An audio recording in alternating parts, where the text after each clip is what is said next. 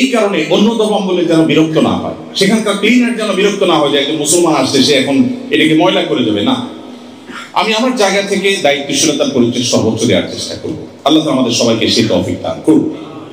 অতএব আপনাদের প্রতি আমাদের আহ্বান যে এখানকার যে শৃঙ্খলা, এখানকার যে ডিসিপ্লিন আছে, সেই ডিসিপ্লিন, সেই শৃঙ্খলা আপনারা মেনটেন করে চলবেন এবং এখানকার প্রচলিত যে ট্রাফিক আইন আছে, অন্যান্য আইন আছে, সেগুলোকেই অন্য সবার চেয়ে আপনারা বেশি মেনে চলার চেষ্টা করবেন। আল্লাহ আপনাদের সবাইকে সেই তৌফিক দান করুন।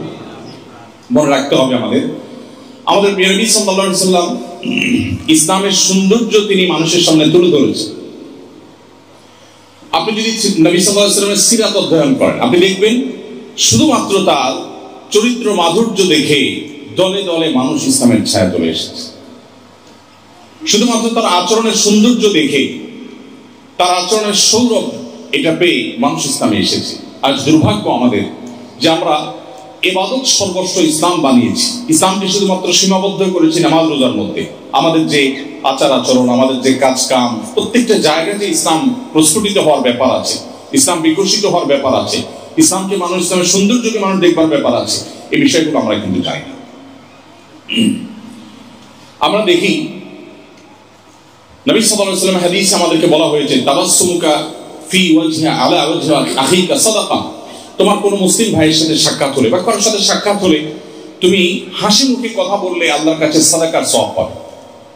আমরা দেখি অন্যান্য দেশিরা অমুসলিম হওয়া সত্ত্বেও তাদের মধ্যে এই কালচারটা বেশ ভালোই ডেভেলপ তারা করেছেন। তারা হাসি মুখে কথা বলেন, কারোর সাথে কথা বললে মুসলিম হিসেবে কথা বলেন। বাট আমরা অনেকেই গোমরা মুখে কথা বলি, খুব মরে থাকি। বিশেষ করে আল্লাহ সুবহানাহু ওয়া তাআলা কাউকে কোনো অবস্থান দিলে, অর্থ সম্পদ এই সমস্ত দিলে, তখন আমাদের অনেকেরই অবস্থা হয়ে যায় যে আমরা অহমিকা এবং অহংকার প্রদর্শন করতে থাকি।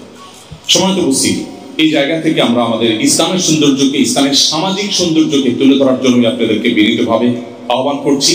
ইসলামের সামাজিক সৌন্দর্য নিয়ে আমরা আজকে আলোচনা করবার মতো সুযোগ বা সময় আমার হাতে নেই। নিশ্চয়ই আপনারা ইসলামের অনেক সামাজিক সৌন্দর্যের বিষয়ে অবগত আছেন। একজন অমুসলিমও আমার খোঁজ খবরের আওতায় থাকবে, তাকেও আমি খোঁজ খবর নেব, তারও আমি সেবা করার চেষ্টা করব। শুধু অমুসলিম কেন, যে কোনো প্রাণীর প্রতি দয়া এবং মায়া করা ইসলাম আমাকে শিখিয়েছে। সেই জায়গা থেকে আমার সচেষ্ট থাকতে হবে। এক কথায় আমার সার্বিক কর্মকাণ্ডের মাধ্যমে ইসলামের সৌন্দর্যগুলো যেন ফুটে উঠে, এগুলো দেখে যেন মানুষ আগ্রহী হয়ে, কৌতূহলী হয়ে ইসলামকে রিড করতে চায়, কোরআন এবং হাদিসকে পড়তে চায় যে ইসলামের সৌন্দর্য কি আছে। একজন মুসলিম যদি এত ভালো হয়, তাহলে কোরআন হাদিস না জানি আরো কত ভালো কিছু বলা আছে। তো সেই চেষ্টা আমরা করবো। আল্লাহ আমাদের সবাইকে সেই তৌফিক দান করুন। এরপরে যে পয়েন্টটি আমি আপনাদেরকে বলতে চাই তা হলো আমাদের আত্মপরিচয় যেন আমরা ভুলে না যাই। এই বিষয়টি খুবই গুরুত্বপূর্ণ। আমরা অনেকে আছি যে হীনমন্যতায় ভোগী খুব বেশি। আমরা বাংলাদেশের মানুষ অনেক দিক থেকে আমরা পিছিয়ে আছি, যেটা আমিও বললাম। কিন্তু কিছু জায়গায় আমাদের কিন্তু ইউনিকনেস আছে, কিছু জায়গায় আমাদের গর্ব করবার মতো অনেক বিষয় আছে। যেমন পারিবারিক ব্যবস্থাপনা, ফ্যামিলি ব্যবস্থাপনায় পৃথিবীর অন্য অনেক দেশের চাইতে, পৃথিবীর অন্য অনেক প্রান্তের চাইতে আল্লাহর অনুগ্রহে আমরা ভালো অবস্থানে এখনো আছি। যদিও দুর্ভাগ্য আমাদের এখন পারিবারিক অবস্থা খুব ভয়ঙ্কর লেভেলে চলে যাচ্ছে। আমাদের সংসারগুলো ভেঙে যাচ্ছে, দাম্পত্য সম্পর্কগুলো ঠুনকো হয়ে যাচ্ছে, স্বামী স্ত্রীর মধ্যে সম্পর্ক দিন দিন খারাপ হয়ে যাচ্ছে। বাবা মায়ের সাথে সন্তানের যে বন্ডিং এক সময় ছিল সেটা আস্তে আস্তে কমে যাচ্ছে। ভাই বোনের সাথে যে সৌহার্দ্যপূর্ণ সম্পর্ক আমাদের ঐতিহ্য ছিল সেটা আস্তে আস্তে হারিয়ে যাচ্ছে। তারপরেও আমরা স্টিল যে জায়গায় দাঁড়িয়ে আছি, পৃথিবীর অনেক উন্নত, অনেক সভ্য, অনেক শিক্ষিত, অনেক আধুনিক অনেক সমাজের চাইতে আমরা ভালো অবস্থানে আছি। আমি খুব দুঃখের সাথে লক্ষ্য করেছি আমাদের অনেক ভাইরা আছে, আমাদের অনেক বোনরা আছেন যারা নিজেদের আইডেন্টিটি ক্রাইসিসে তারা ভোগেন। তারা মনে করেন সব দিক থেকে আমাদের বোধ হয় অন্যদের মতো হয়ে যেতে হবে, অন্যদের সবকিছু বোধহয় আমার গায়ে মাখতে হবে, তাহলে বোধহয় আমি জাতে উঠতে পারবো, তাহলে বোধহয় আমি অনেক সভ্য হতে পারবো, তাহলে বোধহয় আমি অনেক স্মার্ট হতে পারবো। আমি খুব দৃঢ়তার সাথে বলতে চাই আমাদের দেশের যে কালচার আছে সেই কালচারটা বেশিরভাগ ক্ষেত্রেই আমরা জানি যে সেই কালচার সাথে ইসলামের সাথে সংঘর্ষ নেই। অর্থাৎ একাধারে আমি বাংলাদেশি এবং একাধারে আমি মুসলিম, আমার কমন কালচারের যে জায়গাগুলো আছে সেগুলোকে আমরা দূর দেশে থেকেও অত্যন্ত শক্তভাবে আলিঙ্গন করার চেষ্টা করব। আপনি যদি আপনার ইতিহাস, আপনার অতীত পৃথিবী থেকে মুছে ফেলতে না চান, আপনি যদি আপনার চিহ্ন পৃথিবীতে রেখে যেতে চান, আপনি যদি চান যে আপনার যে চেইন আছে, যেই চেইন ধরে আপনি এই পর্যন্ত পৃথিবীতে এসেছেন, এই চেইনটা আরো 200-400 বছর সামনে থাকুক, এটা যদি আপনি চান, তাহলে আপনাকে অবশ্যই আপনার যে আইডেন্টিটি আছে, আপনার যে পরিচয় আছে, গর্বের সাথে সেই পরিচয়কে আপনার ধারণ করবার সংগ্রাম আপনাকে চালাতে হবে। আপনার দুটি পরিচয়ের একটি হলো ভৌগোলিক পরিচয়, আপনি বাংলাদেশী, আরেকটি পরিচয় অনেক বড়, সেটি হলো আপনি একজন মুসলিম। সো মুসলমান হিসাবে আপনার যে পরিচয় আছে, আত্মপরিচয় আছে, এই পরিচয় নিয়ে আপনার কোনো প্রকার হেজিটেশন করা চলবে না। অতএব আপনার এই আত্মপরিচয়, এটাকে টিকিয়ে রাখবার জন্য আপনাকে সংগ্রামী হতে হবে।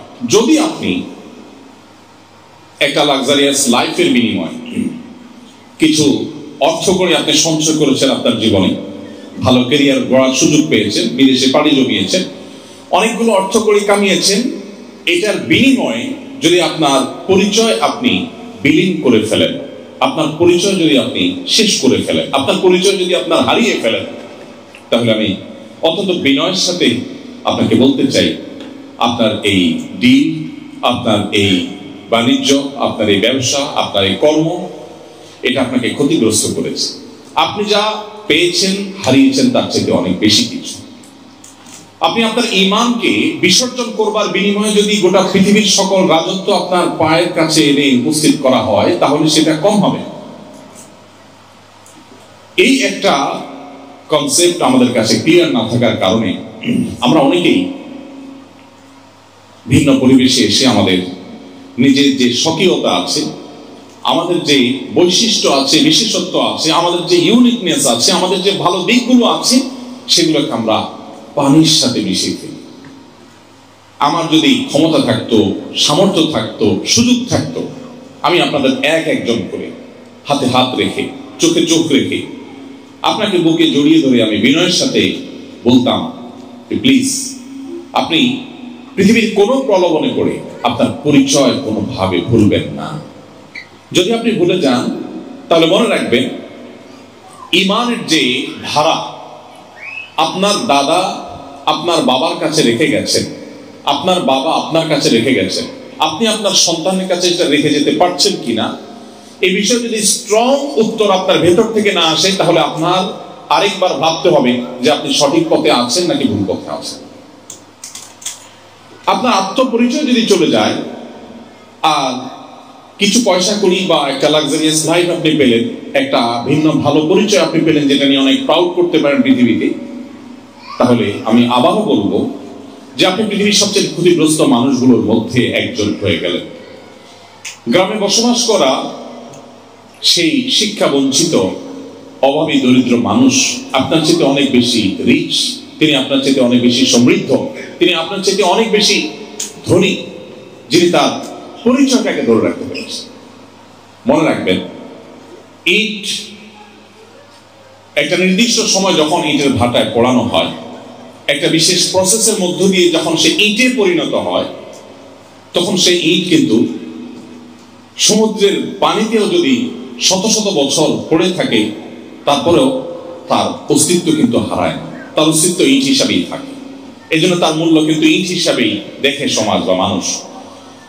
চুলোর মাটি একইভাবে সেও আগুনে পড়ে, কিন্তু আগুনে পড়ে সে ইট হতে পারে না, যার ফলশ্রুতিতে 10 বছর 20 বছর মাটির চুলার মাটি আগুনে পড়ার পরও কিন্তু পানিতে তাকে ফেলে দেওয়া হলে হয়তো কয়েক ঘন্টার মধ্যে গলে পানির সাথে একাকার হয়ে যায়।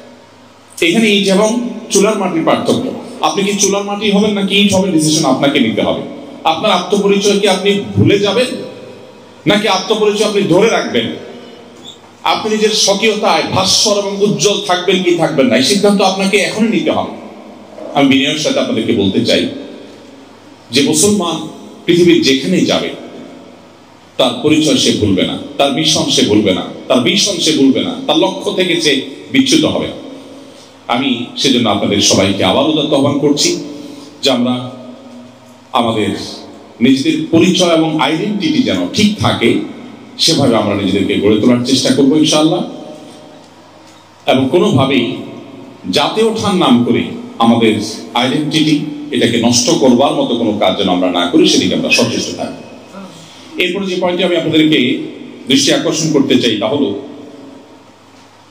পৃথিবীর প্রত্যেকটা দেশের প্রত্যেকটা সমাজের বিশেষ কিছু দিক থাকে, যে দিকগুলো একজন মুসলমান হিসেবে আমাদেরকে সতর্ক থাকতে হবে। আমরা আমাদের প্রিয় স্বদেশে যখন থাকি তখনও অনেক কাজ সেখানে আছে যে কাজগুলো থেকে মুসলমান হিসেবে আমাকে বেঁচে থাকতে হয়, শরীয়ত আমার জন্য হারাম করেছে। সেই বিষয়গুলো থেকে এই পরিবেশে আপনাদেরকে বিশেষভাবে সতর্ক থাকতে হবে।